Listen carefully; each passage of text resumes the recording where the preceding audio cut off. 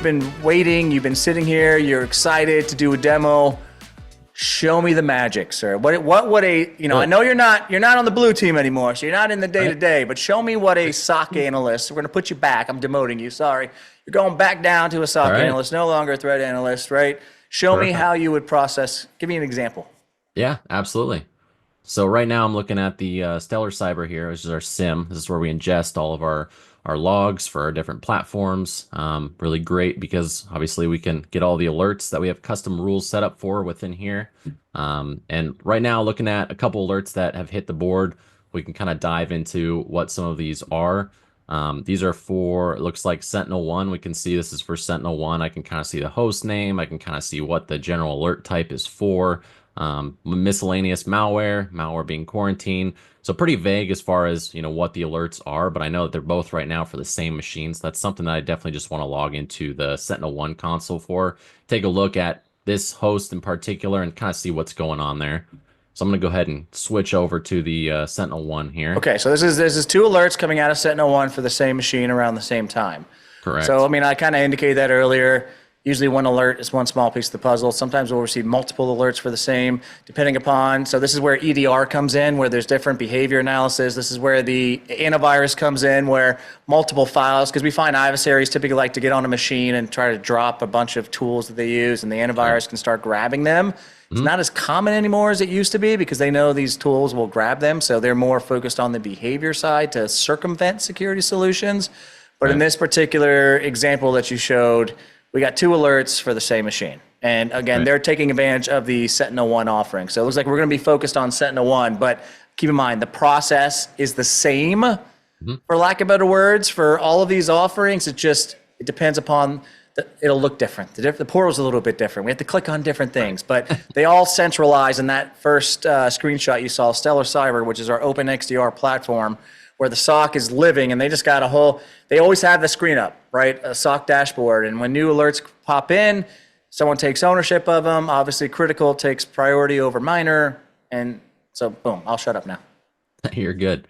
So I went ahead and already kind of got this preloaded here for this machine in particular. So we can take a look at some of the events that have triggered for this machine. Wow. That's a lot. And there's a lot for this machine. So something definitely not so great going on here. So we can see PowerShell.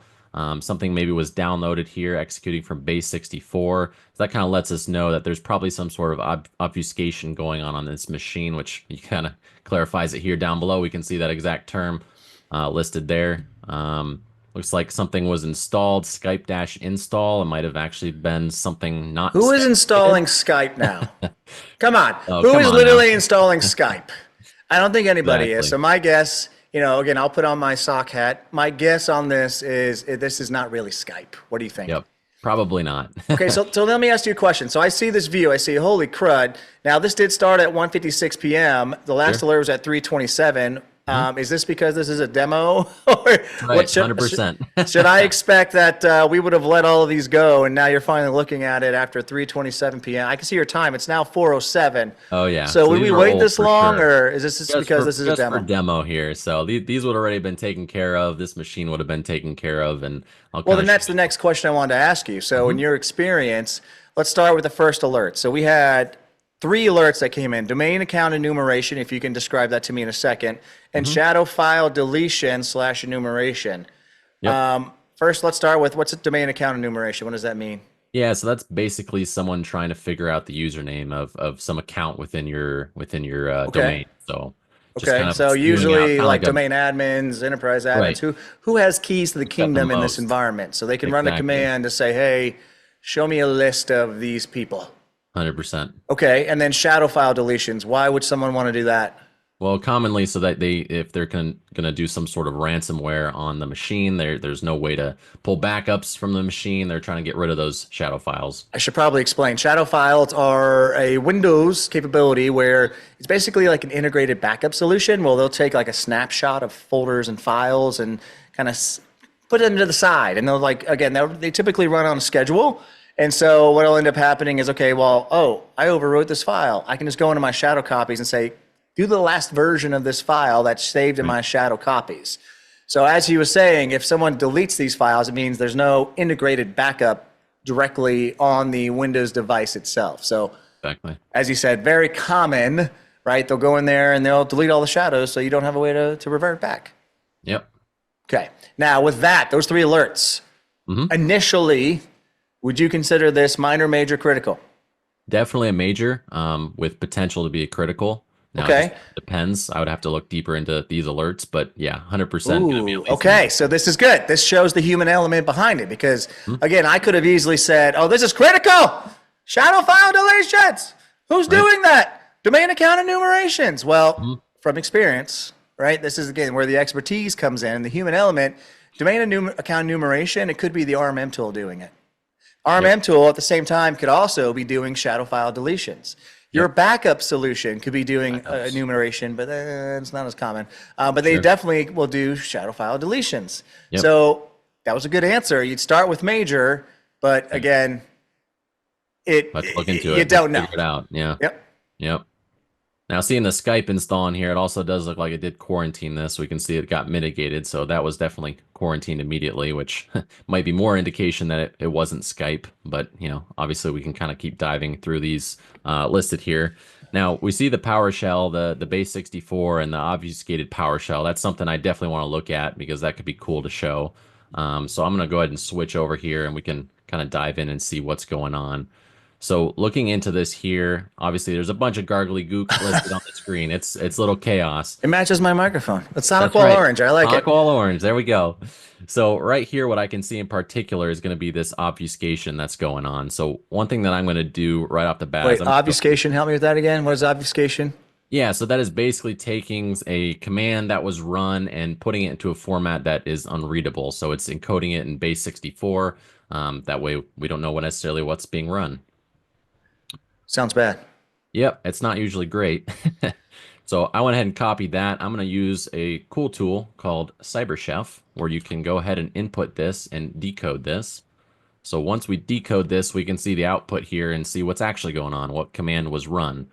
So this doesn't look great either. We can kind of see here that it looks like there may be a machine on the environment within the environment itself that it's pulling from. So this could be some sort of maybe man-in-the-middle attack going on, some sort of rogue machine going on, something like that. Looks like it's installing this random name here, and it's throwing it onto a public file location for that machine. So all of these Okay. are bad indicators. So let me put my hat back on, right? Yep. My expertise hat. So I'm looking at this and I know this is bad. Why do I know this is bad? First off, it's random name.executable. That's the file that is sitting on 192.168.1.100. That is a private IP address, right? Right. So it's a machine inside the environment. And unfortunately, we've seen this. So what they're doing is they're getting past the firewall or any type of network level security. So they're already in the environment. It looks like they're trying to take this random name.exe and save it because they're running it on whatever machine they're running it on. And so it's going to save it to that machine, see users public as Windows update.exe. Now, there's 2 red flags to that last part as well. One is they're utilizing the public directory. Every Windows machine has a public directory, very commonly used by adversaries because any user account, it's open to be able to view the public directory information, right? Yeah. So that's one. They're putting it in the root of public. They're not putting it in a legit folder. So root meaning it's the folder structure, public, just right in there where there shouldn't be files, right? Exactly. And then again, they're naming it Windows Update.exe. We see this all the time. I'm surprised they didn't alternate, capital W, lower I, capital N, just alternate the capitalization of it. That's very common calling card. Sure. But they didn't decide to do it this time. And they're calling it Windows Update.exe, which again would be to trick, confuse, or bypass anyone looking at it. Like, oh, it's just a Windows Update. What's wrong with that? Allow it. Exactly. Why list this file? I need my Windows updates. That's So right. there's a lot of red flags. Now, the big red flag was it came through as an encoded or encrypted command line, right? Again, to circumvent solutions or circumvent those that don't have the level of expertise to know how to decode it. As you saw, it was fairly easy. You just came into this public site for CyberChef, threw it in here. But now, again, you have to have that level of expertise that once you can decode it, what is it trying to do? Is this anomalistic or is this expected? Now, I think we've kind of determined this is anomalistic. This is 100%. not good. Yep. Okay. Now that we combine it, go back to that where it showed all the alerts. Yeah. Now that we combine it with all these alerts, this machine needs to be burned. This machine needs to be, it's bad, right? Yep. So obviously, for demo purposes, we let it go further and further and further and further to show different kinds of things that would happen. But, this is a critical event, Yep. right? So if this is a critical event, let me hear it from you, Zach. What would we do? Yeah, we would be isolating this machine. We'd be spinning up a ticket for the partner and having a SOC analyst calling and contacting the partner ASAP. Okay. So, Isolating the machine, and don't forget the investigate. We're going to investigate further. Now, 100%. as he was saying, with the shadow file deletions, one thing that I'd be doing is looking at initiating process. If it showed me an initiating process that it was just a command line, right, explorer.exe, CMD, and then they ran the command, that would be indicative to me that there was someone on there that actually typed that, or that it came through a script. Again, I look at what initiated that command. What was the initiating process? And again, I have to look at domain account enumerations as well. What was the initiating process? If it's just a command line or a PowerShell, then I have more suspicion than if an initiating process was the RMM tool. yep. Right? Because again, we see this all the time. Exactly. And then, so again, we would have isolated that and then try to investigate. Now, here's the cool thing about XDR, right? If this particular partner, customer was feeding us more than just Sentinel-1 data, right? If they were feeding me Active Directory logs, well, we could easily go in there and see what account was being used that ran this command and have a high confidence that account has been compromised. So now I can look through Active Directory to say, okay, where is this account logged into in the last 20 minutes, the last 2 hours, the last 2 days, last 2 weeks, right? We need to get a scope of how big is this, right? That's part of that investigation because we might need to come back and start isolating or mitigating more machines.